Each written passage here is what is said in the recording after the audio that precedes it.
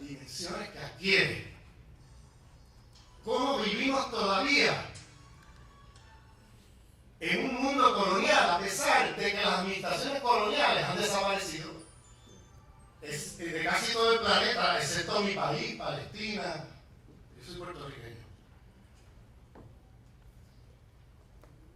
Pero ha desaparecido de casi todo el planeta y todavía estamos en un mundo muy colonial, porque todas esas estructuras que les estoy mencionando vienen de esa historia colonial y no se superaron con los procesos de independencia. Fueron independencias sin descolonización, porque al otro día los países colonizados, al otro día, el primer día de la independencia, el primer año, por los primeros 100 años, por los primeros 150 o 200 años, estás todavía produciendo una o dos cosas para los centros metropolitanos. Estás todavía dependiendo de que lo que tú no produces, importarlo de la economía de ellos. Estás todavía en una situación de desigualdad, escala política y militar en el sistema mundo. Estamos todavía con estructuras muy racistas, ¿no?, de organizar institucionalmente la vida, de la manera como se organiza el capitalismo y la división del trabajo, muy racista, muy sexista. Estamos con estructuras muy dualistas cartesianas de producción de tecnología. Estamos con estructuras muy racistas, sexistas de conocimiento y de producción de conocimiento. Entonces, terminaron las relaciones coloniales con las administraciones coloniales. No, todavía hasta nuestros días tenemos estructuras que sí siguen teniendo un fuerte sesgo colonial que viene de esa historia, pero lo peor de todo es que no nos imaginamos cuán coloniales, porque reducimos colonialismo a administraciones coloniales y no nos dimos cuenta que las relaciones coloniales no se agotan con la administración colonial. La administración colonial es la condición de posibilidad de crear toda una jerarquía de dominación de tipo imperial colonial, toda una subjetividad, una forma de ser y estar en el mundo, donde vivir bien es consumir más. Toda una forma de colonialidad del saber, del ser y del poder. Colonialidad. Porque el colonialismo como administración colonial desapareció. Pero la colonialidad siguió. Y el gran mito del siglo XX es pensar que como las administraciones coloniales han desaparecido de casi todo el planeta, las relaciones coloniales terminaron y el mundo se descolonizó. Y resulta que no. El mundo sigue siendo muy imperial colonial todavía. Eso no se ha superado. Ni en el plano de la epistemología, ni en el plano de la economía política, de las relaciones económicas, ni en el plano de las relaciones de autoridad política, pues seguimos privilegiando también esta noción de Estado-Nación, que es una gran ficción eurocéntrica. Esa idea de que hay un Estado, una nación y una población, eso no existe en ningún lado. En todos lados hay la pretensión de Estado-Nación, pero las poblaciones son muy diversas en términos de identidad, etc. Entonces la pretensión de Estado-Nación crea más problemas que soluciones. Por eso los indígenas de Ecuador y de Bolivia desarrollaron movimientos que cambiaron las constituciones allí y hablan ahora de estados plurinacionales, de que somos varias naciones coexistiendo dentro de un estado. No es cuento de que hay un solo estado, una sola nación y una sola población. Eso crea más problemas que soluciones. Bien. Eso también es un aparato colonial que imitamos del norte global, sobre todo de los franceses, y que se exportó para acá, y se exportó para África, y se exportó para todos lados, creando más problemas que soluciones. Miren, los mismos franceses, los problemas que tienen hoy con los franceses de otros orígenes, ¿no? Porque hay franceses nacidos y criados allí, cuarta, quinta generación, que vienen de origen musulmán, o de origen africano, o de origen asiático, y miren los problemas que tienen los franceses por esa idea del Estado-Nación. Para darles otro ejemplo.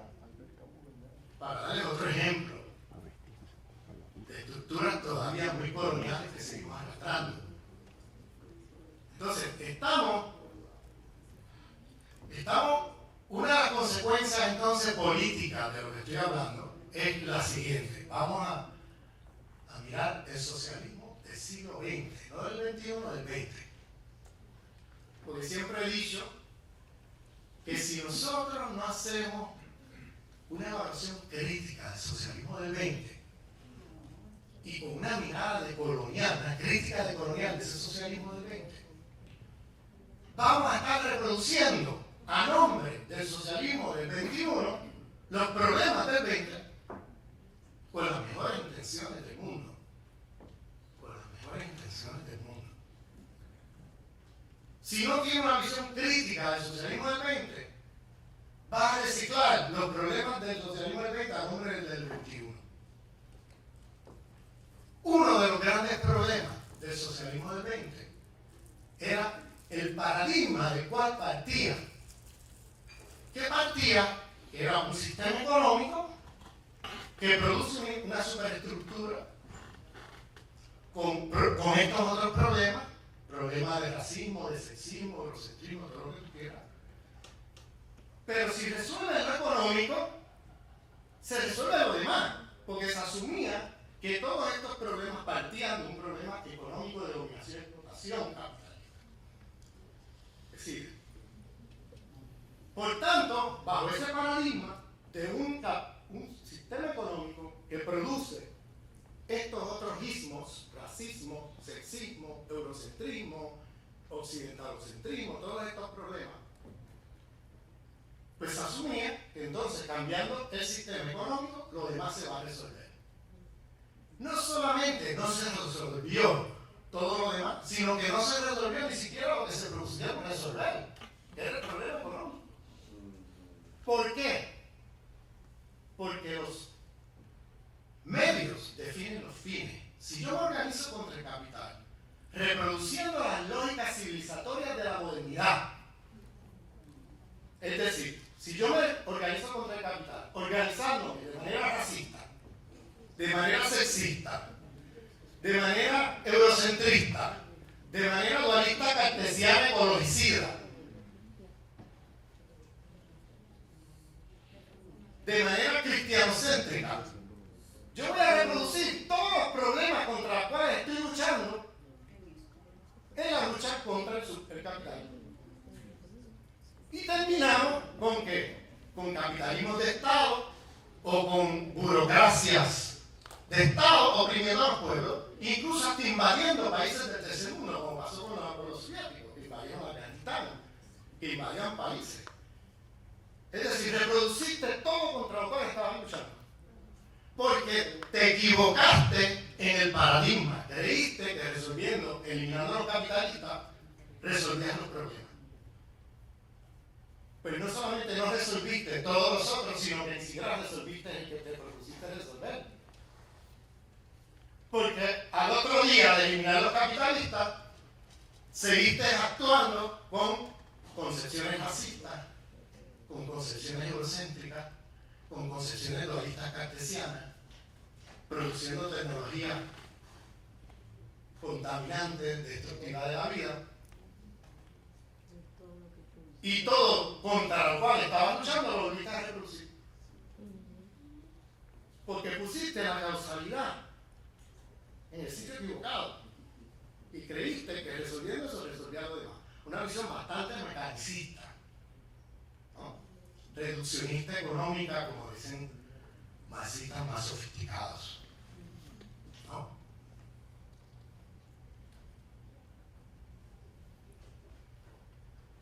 Ya van viendo las consecuencias políticas. Si vamos a pensar en el socialismo del siglo XXI,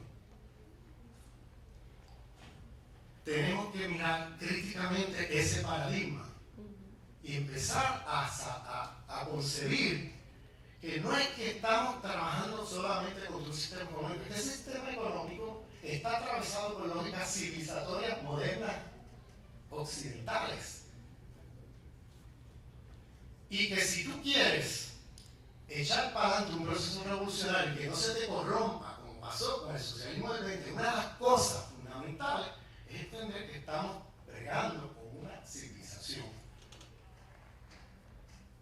con un sistema económico organizado desde lógica civilizatoria, con una colonialidad del poder, que era aquella de poder que he mencionado, colonialidad del saber, las estructuras racistas epistémicas, y colonialidad del ser. Colonizaron nuestras formas de vida y de existencia, donde vivir bien es consumir más, donde tenemos egos enfermizos, donde el yo va primero que el nosotros, donde la modernidad nos ha hecho creer que nosotros somos individuos atomizados y no nos damos cuenta que nosotros somos producidos en relaciones sociales y que nosotros, nuestra vida depende de otros seres humanos y de otras formas de vida, y que el nosotros va primero que el yo, y el yo colonizó en nosotros, y tenemos la idea del individuo y pensar que la emancipación pasa por yo hacerme más rico, o yo mejorar y a la mierda a los demás. Entonces, ¿qué pasa? Les hago una anécdota, aterrizar en Venezuela, porque ya llevamos mucho rato hablando de otras cosas. En octubre, yo fui invitado a la graduación de los médicos comunitarios. Eso fue en el Poliedro, aquí en Caracas, en octubre. Fui invitado junto con Enrique Duce, por el presidente. El camarada presidente nos invitó, fuimos, nos sentamos allí, estábamos allí en primera fila mirando. Tremendo. ¿En qué país de América Latina se produce miles de médicos comunitarios? Hoy, díganme dónde. Venezuela.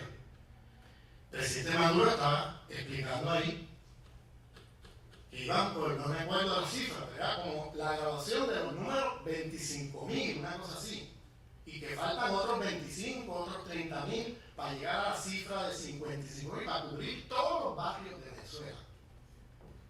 Y ya, en agradecimiento a la solidaridad de los médicos cubanos, pero al mismo tiempo no necesitar ya del médico cubano, sino que ya Venezuela produzca sus propios médicos comunitarios.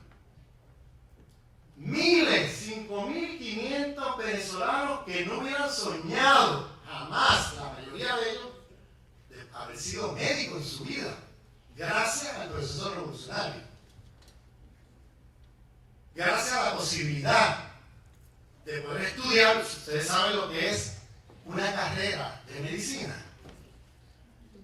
Eso solamente eran los hijos de la oligarquía los que podían hacer eso. Ahora tienen médicos comunitarios, gente que se gradúa el sábado con un diploma y el lunes tienen trabajo. No es que van a buscar trabajo, es que ya tienen el trabajo el lunes. ¿Bien? Tremendo. El presidente Maduro comienza su discurso y a los 10 minutos hay una algarabía de los graduados, miles de graduados, gritando algo que yo le decía a Enrique, ¿qué es lo que están diciendo? Y nos ponemos ahí. ¡Un carro! ¡Un carro! ¡Carro, carro, carro, carro!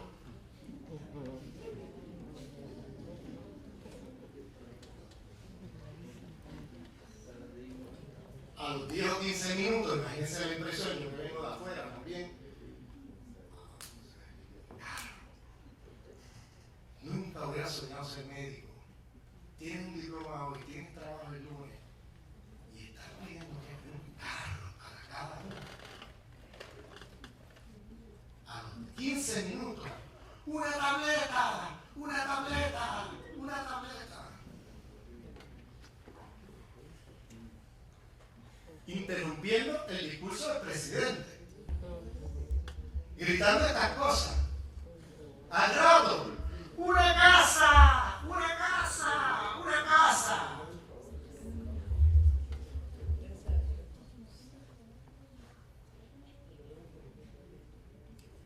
¿Qué está pasando?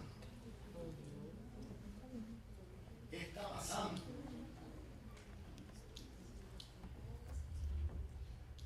Pues esto tiene todo que ver con lo que estamos intentando plantear. Si tú haces un proyecto socialista para cumplir las lógicas civilizatorias de la modernidad de manera más consecuente que la derecha y que los adeptos,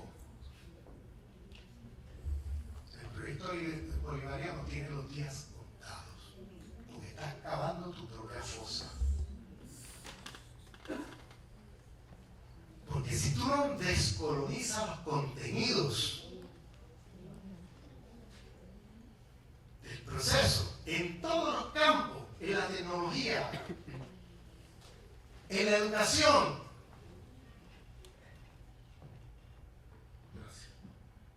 si no descolonizamos todos esos procesos, en la educación, en la economía, le pongo otro ejemplo. El Estado moderno, burgués, Estado-nación, es una herencia, igual que la economía monoexportadora, es una herencia, eso no lo inventó la revolución bolivariana. Aquí yo escucho mucho lo de la guerra económica, pero hay que tener cuidado, hay que explicar bien eso, porque se convierte en un mantra, así medio hueco, si dices guerra económica y no explicas. Aquí hay guerra económica, es una guerra económica de 500 años. Porque desde hace 500 años someten a los países de la periferia a producir una cosa y a importar todo lo que tú no produces. Y están en una situación de vulnerabilidad terrible. Y entonces lo que hacen es que mientras el precio del petróleo está arriba, tú puedes importar, pero cuando baja el precio del petróleo ya no tienes divisa para importar y empiezas a tener escasez de alimentos, de medicina, de cuantas cosas. Eso no lo inventó Chávez. Eso no lo inventó el proceso bolivariano, eso viene de hace 500 años.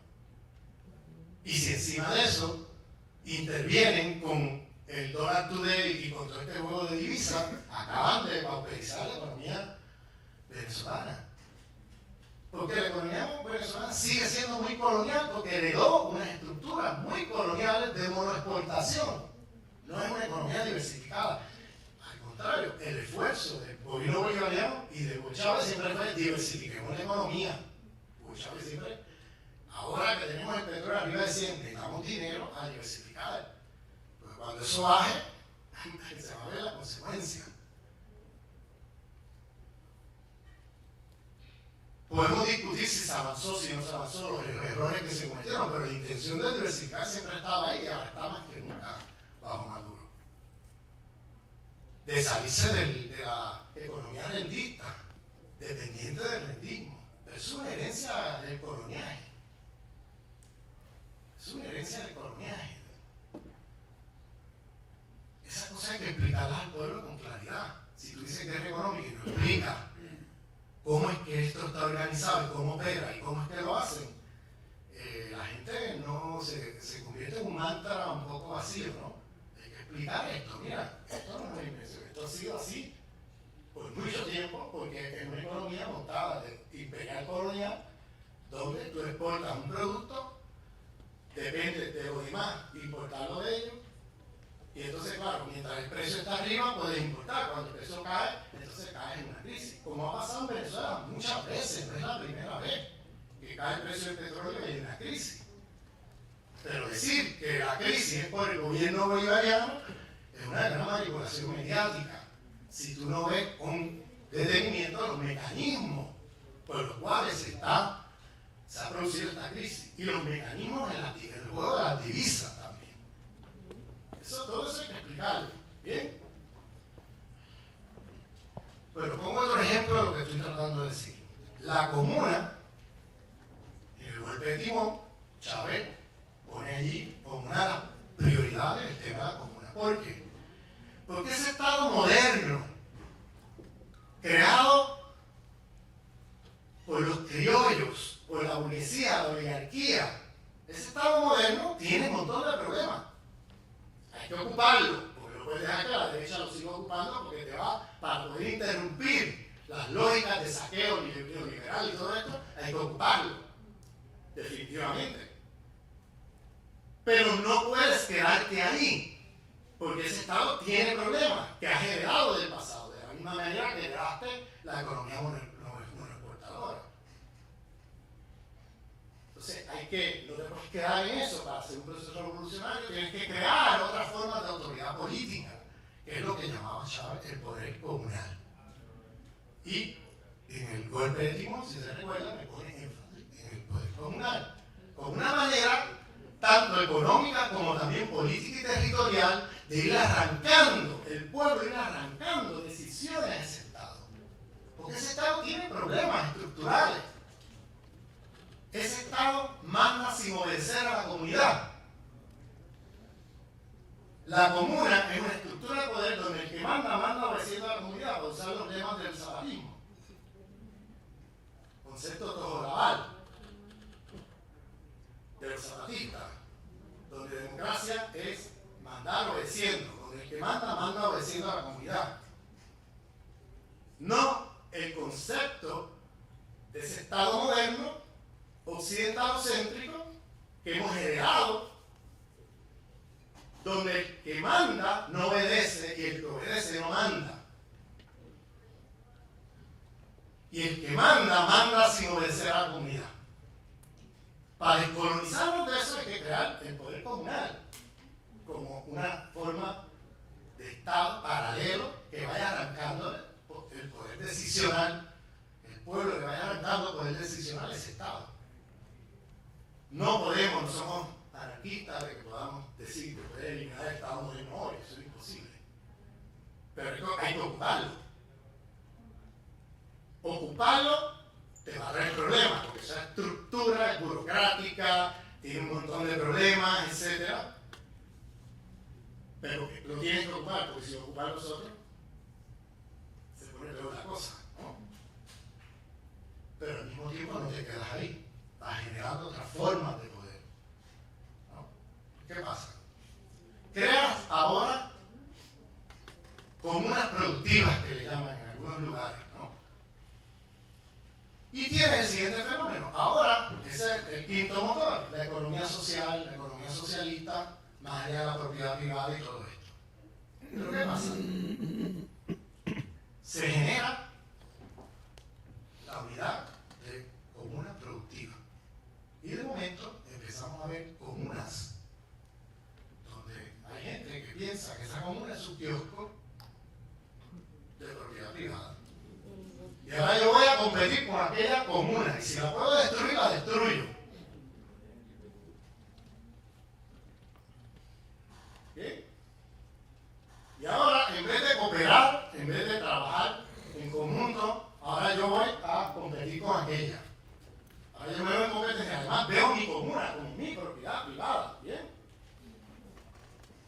A pesar de que legalmente no lo es. ¿A dónde voy con esto? A que si no hay una revolución cultural descolonial de nuestra subjetividad, informada por esa modernidad como proyecto civilizatorio, ¿no? Ese proyecto civilizatorio de la modernidad, que nos hace tener necesidades falsas. Si no hay una descolonización de los contenidos del proceso, terminas reproduciendo todo contra lo cual estabas luchando y se corrompe todo lo que estás haciendo y generamos una sociedad donde producimos millones de Frankensteins. ¿Se acuerdan de Frankenstein? Frankenstein es, en la película, ¿se acuerdan? Es un científico que le da vida a aquella cosa, ¿no? Frankenstein le da vida, pero Frankenstein se levanta y lo mata. No le dice, oye, gracias, me diste vida, lo mata. ¿Entienden la metáfora de lo que estoy tratando de decir? Sí. Si no hay una revolución de los valores, lo decía Che Guevara a principios de los 60. Decía, con incentivos materiales no hace revolución. No es suficiente. Es necesario, pero no es suficiente. Tiene que haber una revolución revolución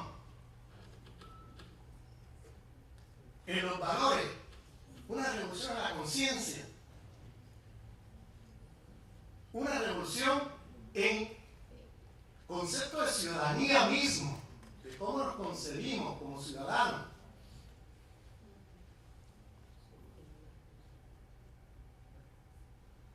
Sin esa revolución, los incentivos materiales no son suficientes, porque la subjetividad nuestra está constituida por el proyecto civilizatorio de la modernidad. Y cuando tenemos más, queremos más. Y cuando tenemos el más del más, queremos más, más y más. Y eso no para.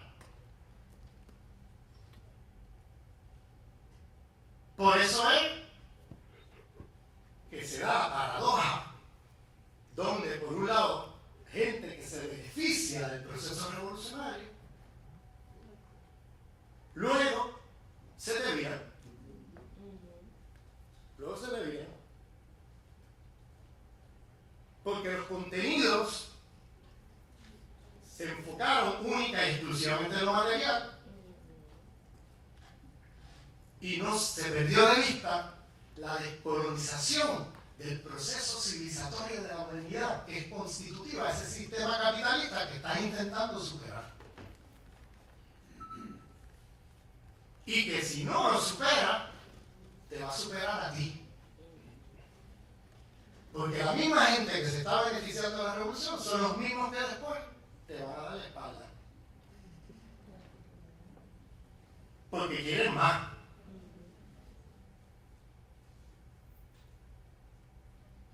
Tomemos otro ejemplo. La Universidad Bolivariana, yo no sé si la rectora está aquí. La Universidad Bolivariana de Venezuela.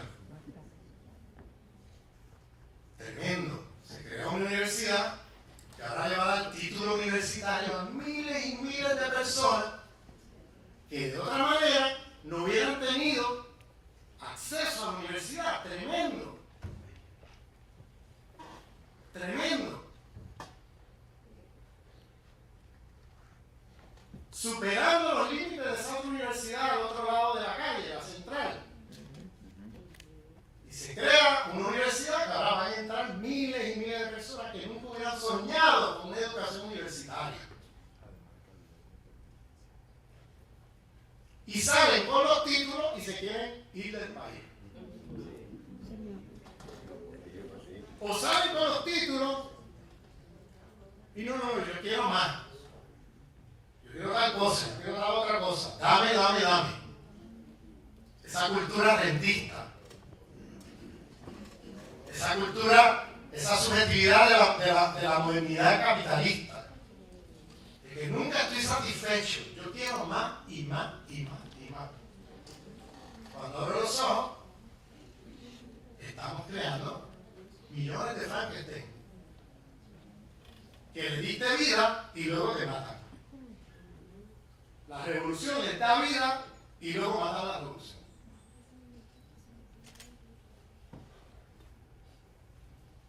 ¿Por qué digo eso? Yo no estoy echándole la culpa, no me malentiendan, porque es que eso es un proceso que está más allá del individuo, es un sistema civilizatorio. O sea, no hagamos ahora una especie de demonización de que estos individuos son esto o lo otro. No, cuidado, tenemos que pensar esto bien. ¿Por qué esa misma gente que se beneficia de la revolución luego vienen y se desvían? Pero vamos ahora a hacer una moral de que estos tipos son unos traidores. Si hacemos eso, es un error garrafal. Caemos otra vez en el estalinismo del siglo XX. Los iban fusilando a medio mundo, ¿no? A todos los traidores, ¿no? No es eso.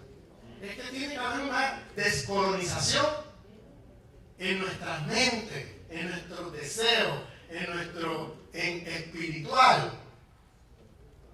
ideológica.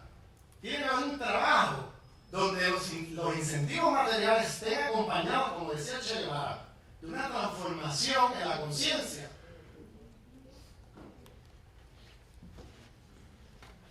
De una transformación en la visión de la ciudadanía. Que yo estoy aquí también, yo recibo, pero yo tengo deberes también. Y yo tengo responsabilidad. Y yo tengo que reciprocar. Para eso tiene que haber cambios de contenido. Pero la Universidad Bolivariana de Venezuela creó prácticamente en sus estructuras de conocimiento las mismas divisiones disciplinarias, los mismos cánones de pensamiento de la Universidad Central, de la Universidad Occidentalizada, que es el criticado aquí. Por la base estructural de conocimiento del racismo-sexismo, produciendo eurocentrismo, con excepciones, por supuesto, de profesores que intentan hacer algo diferente allí, pero si ustedes miran, es una copia de las divisiones disciplinarias de la Universidad Occidentalizada. Fíjense que esas divisiones, para los que están en el sistema de educación universitario, porque aquí hay un buen número de personas en eso, fíjense que esas divisiones disciplinarias, sociología, ciencias políticas, economía, todas esas divisiones se crearon al calor de los intereses de los estados imperialistas europeos en el siglo XIX. Esos estados necesitaban conocimiento de la economía para hacer política económica capitalista imperial, departamento de economía.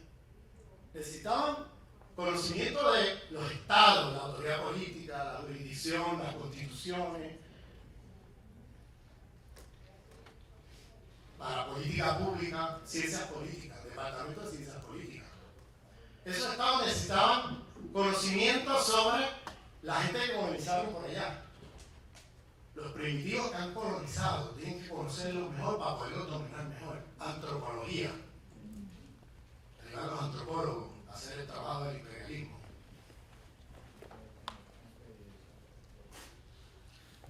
Esos estados necesitaban geopolítica imperial global, departamento de geografía. Fíjense, no quiero tomarme mucho tiempo con esto, pero observen que todas esas disciplinas fueron creadas para las necesidades de la dominación y explotación de los estados imperiales capitalistas europeos. Y todavía estamos en el siglo XXI.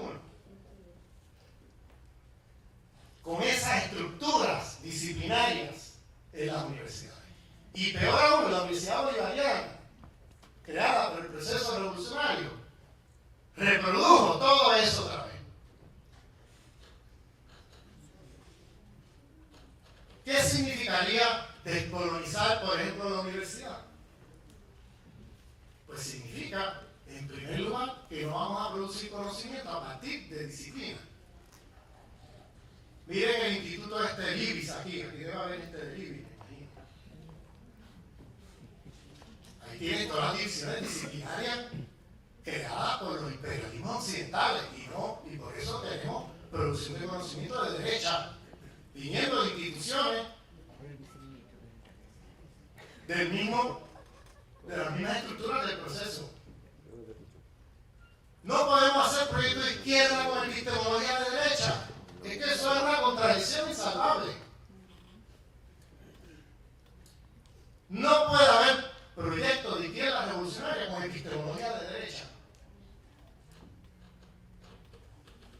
En lugar de organizar el conocimiento a partir de problemas disciplinarios, organicemos el conocimiento a partir de los problemas de la humanidad.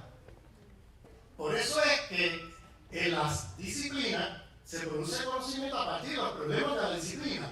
Entonces la disciplina va produciendo conocimiento por acá que no tiene nada que ver con los problemas de la realidad y del mundo. Por eso vamos a congresos académicos y después de 2 días salimos deprimidos.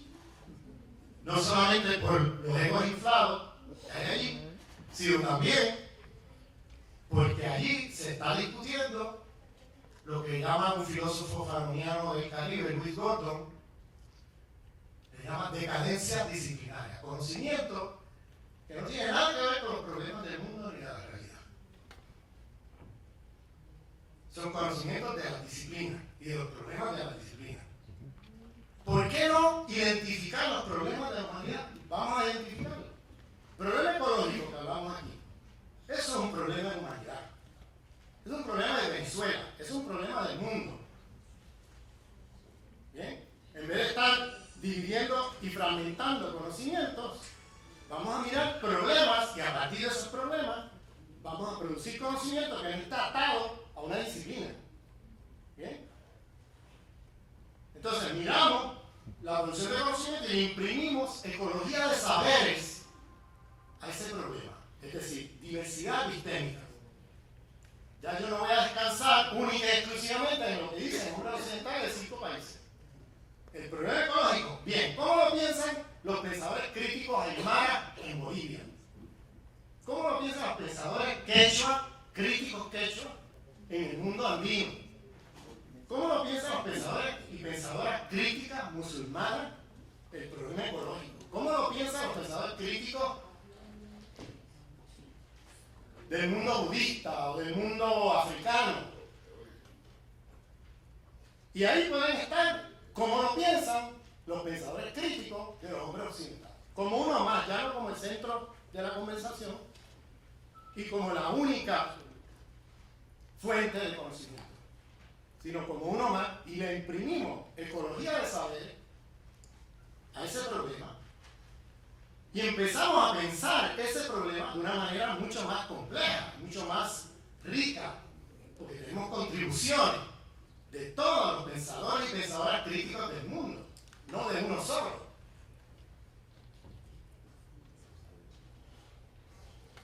Tomemos otro problema, el problema del Estado-Nación.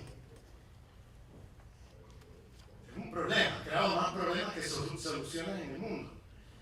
Bien, ¿qué otras formas de autoridad política se puede uno imaginar que pudieran de alguna manera resolver los problemas de Estado-Nación? Vamos a ver cómo lo piensan los indígenas andinos. Vamos a ver cómo lo piensan los pensadores afrocaribeños. Vamos a ver cómo lo piensa el marxismo latinoamericano. Vamos a ver cómo lo piensan los pensadores africanos, asiáticos, y los pensadores europeos, por supuesto, y las mujeres europeas. Entonces le metemos ecología de saberes y producimos conocimiento a partir de problemas. Otro problema, el socialismo del siglo XXI. Vamos a hacer una mirada crítica al socialismo del XX. Y vamos a ver cómo pensar el socialismo del 21, de cara al 21, y ver y meterle ecología de saberes. ¿Cómo está pensando ese asunto los pueblos indígenas del mundo, los pueblos musulmanes, los pueblos, o sea, los pensamientos críticos, no cualquier pensamiento, no me malentiendan. El éxito del sistema siempre ha sido hacer que alguien que esté abajo piense como los de arriba. Por tanto, porque tú seas africano, indígena o lo que sea, no quiere decir que ya tú estás pensando decolonialmente, críticamente. Piensa que estoy llamando la atención. Veamos cómo lo piensa el pensamiento crítico indígena. No cualquier pensamiento que diga un indígena. No estoy haciendo un populismo epistémico, no me entiendan. Sino el pensamiento crítico, esa gente que pensó críticamente desde su experiencia histórico-social, desde sus tradiciones de pensamiento, el mismo problema que estamos mirando. ¿Y qué podemos aprender de eso? Y ya nos descentramos de esa epistemología racista, sexista que hemos heredado y le imprimimos a la producción de conocimiento diversidad epistémica, ecología de saberes. Y lanzando algunas cosas, ideas muy rápidamente, porque esto tiene mucha tela, ¿no? Para que tengan una idea de qué cosas se pueden hacer para evitar que la persona salga al otro lado con un título buscando cómo salir de Venezuela o buscando cómo puedo insertarme para obtener más.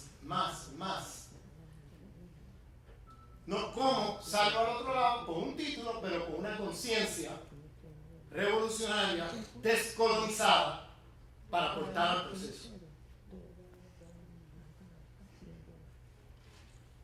De manera que no podemos hacer del socialismo del siglo XXI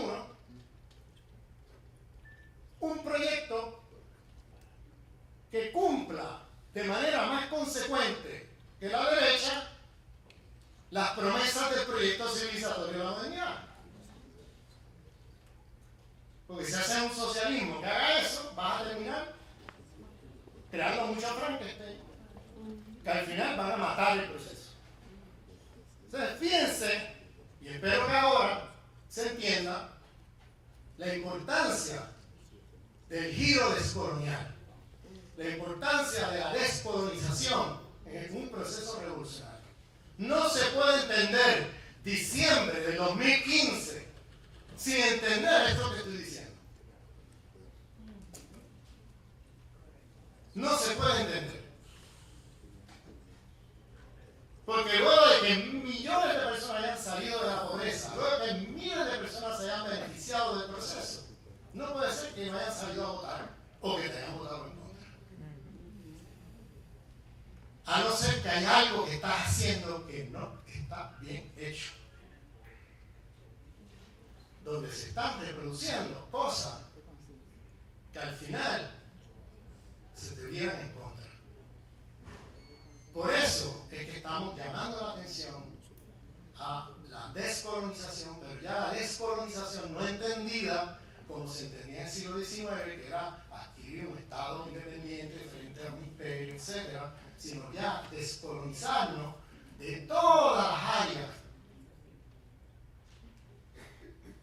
de poder, de saber y de ser, ¿no?, de la colonia del poder, de la colonia del saber y de la colonia del ser, que han colonizado nuestros cuerpos, nuestros deseos, nuestra subjetividad, nuestras aspiraciones, nuestras estructuras, nuestros saberes,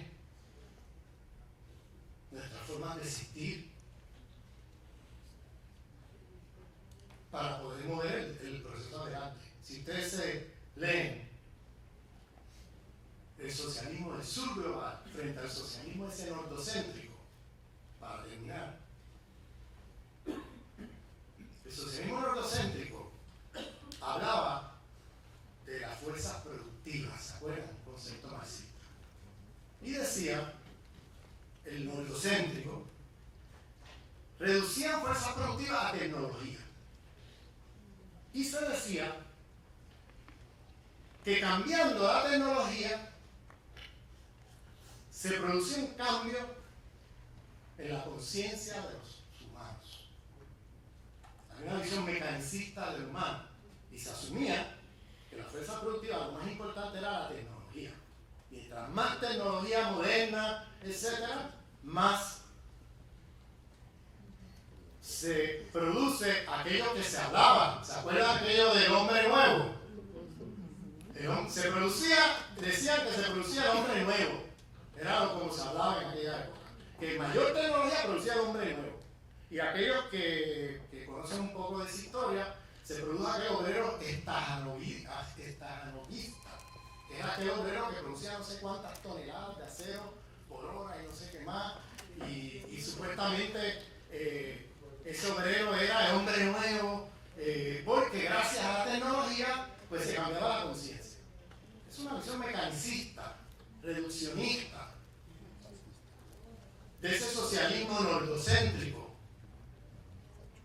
Si ustedes se fijan en los pensadores del sur global, del socialismo del sur global, Mao, Ho Chi Minh, Che Guevara, Fidel Castro, etc., el mismo Hugo Chávez, el concepto de fuerza productiva en Marx no es solamente fuerza, no es tecnología, es el conocimiento, la cultura de los seres humanos. Ese es el otro elemento de la fuerza productiva. Y ese es el elemento más importante para el pensamiento del sur global, del socialismo del sur global. Lo ves en Mao, lo ves en Che, lo ves en Ho Chi Minh, lo ves en Fidel, lo ves en Hugo Chávez. Donde el cambio en la subjetividad, en la conciencia, en el cambio en la manera de ser, estar en el mundo, el cambio en principios éticos, adquiere primacía sobre el cambio tecnológico. Hugo Chávez decía en el golpe de timón, recuerden que más importante que la comuna es el espíritu de la comuna.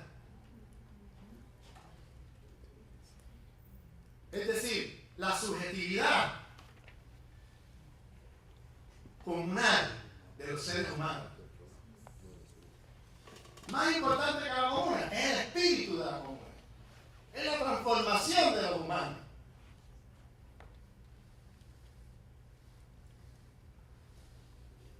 Si no hace ese cambio, el proceso de revolución tiene los días contados. Y por eso la invitación es a trabajar la descolonización, pero no entendida en esa manera que se entendió en el siglo XIX, sino entendida en este otro sentido más amplio y más profundo de descolonizar la colonialidad del ser, descolonizar la colonialidad del poder y descolonizar la colonialidad del saber. Muchas gracias.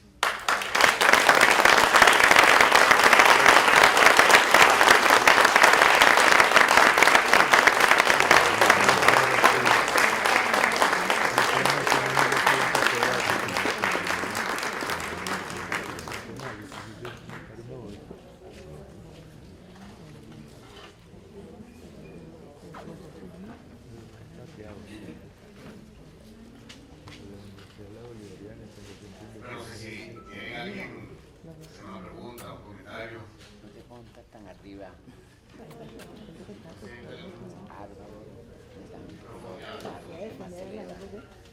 Le tumba el libro a la flor. Mire, pero pónganse aquí los que van a hablar y le conseguimos un micrófono. Vamos a tratar de que no Extendernos. entendernos mucho, una pregunta concreta, un comentario concreto, de manera que puedan hacer más y Sistema talibán para las preguntas.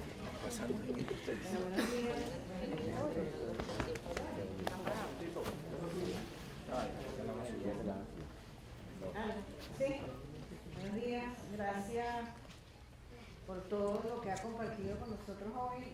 A mí me llama la atención dos preguntas, ¿no? El concepto de educación